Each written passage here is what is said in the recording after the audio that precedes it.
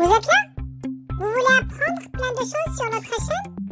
N'attendez pas, abonnez-vous vite ici, puis sur cette petite cloche et partagez avec vos amis. Sans plus attendre maintenant, suivez-moi dans le monde de Rai TV.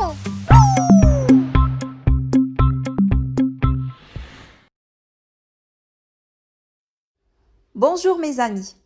Aujourd'hui, nous allons voir le présent de l'indicatif des verbes du premier groupe. Rappelez-vous, les verbes du premier groupe sont des verbes en ER à l'infinitif, sauf le verbe aller. Commençons par cette phrase. Il marche sur un fil. Quel est le verbe de cette phrase? Oui, le verbe c'est marche. À quel temps est-il conjugué? Bonne réponse. Il est conjugué au présent. Son infinitif est marcher. C'est un verbe du premier groupe. C'est un verbe régulier.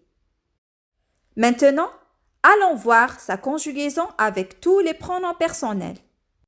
La conjugaison, c'est comme ceci. Je marche.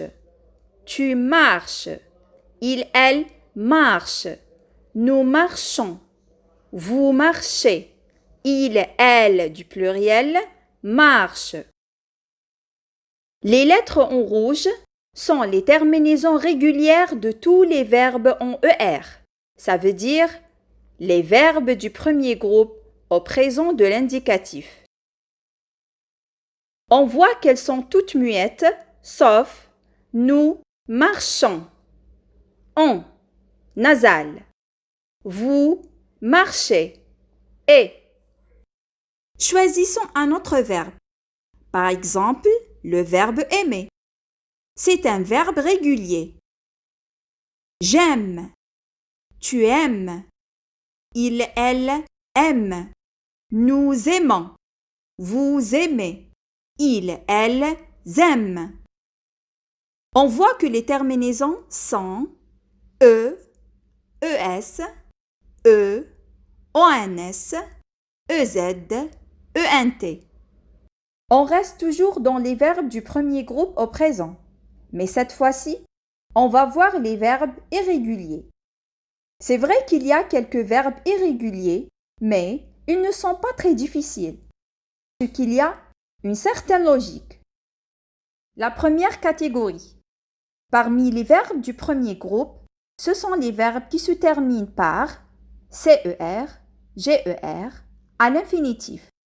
Exemple, commencer, nager, voyager. Ces verbes changent à la première personne du pluriel, nous, juste pour respecter la prononciation. Exemple, nous commençons et pas nous commençons. On a ajouté la cédille. Nous mangeons et pas nous mangeons. On a ajouté le E. La deuxième catégorie. Exemple, appeler, jeter. J'appelle, tu appelles, il, elle appelle. Nous appelons, vous appelez, il, elles appellent. On voit que dans la première, la deuxième, la troisième personne du singulier et la troisième personne du pluriel, on double la consonne elle. Et c'est la même chose avec le verbe jeter. Ici, on double la consonne L et T pour ouvrir le E. Appelle, elle. Jette, jette. Est. La troisième catégorie. Ce sont les verbes de type acheter, se lever, peser. Avec ces verbes, on ajoute un accent grave sur le E pour ouvrir la lettre E. J'achète, tu achètes, il, elle achète, nous achetons, vous achetez, il, elles achètent. Toujours avec les mêmes pronoms personnels. Le je, tu, il, du singulier et il du pluriel. La quatrième catégorie, comme répéter, compléter, espérer. Ici, l'accent aigu va devenir un accent grave et le but toujours est pour ouvrir le E. Je répète, tu répètes, il, elle répète, nous répétons, vous répétez, il, elle répète. Finalement, il y a une autre catégorie qui est un petit peu différente et ça n'a rien à voir avec l'ouverture du E. Ce sont des verbes type envoyer, payer, tutoyer. Ces verbes ont YER à la fin. Qu'est-ce qui va se passer? En fait, ici, la lettre Y va se transformer en I, toujours avec les mêmes pronoms personnels. Je, tu, il, elle du singulier, il, elle du pluriel. Exemple, j'envoie, tu envoies, il, elle envoie, nous envoyons, vous envoyez, ils, elles envoient. Avez-vous bien compris les verbes du premier groupe au présent? Allons voir. Conjugue au présent de l'indicatif les verbes entre parenthèses. Il jetait une bouteille. Nous nageait très bien. Je parlais avec ma mère.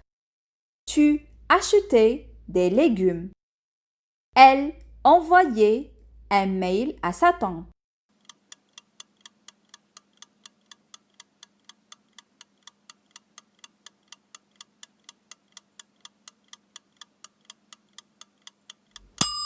Bravo! Il jette une bouteille. Jette. E. On double la consonne T. Nous nageons très bien. Nageons. La terminaison est ONS.